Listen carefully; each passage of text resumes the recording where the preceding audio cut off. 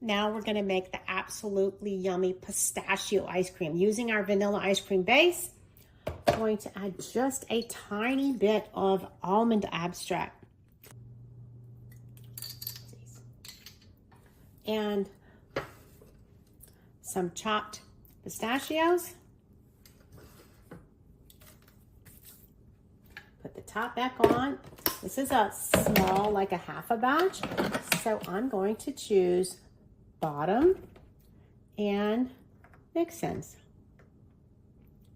on the scoopable side. Here we go. Let's look at this delicious pistachio ice cream.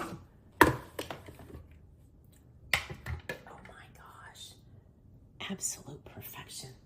Let's see how it tastes.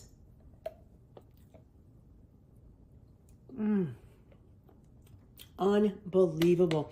If you want it to be green, you can add the food coloring, but it's just perfection, just like it is.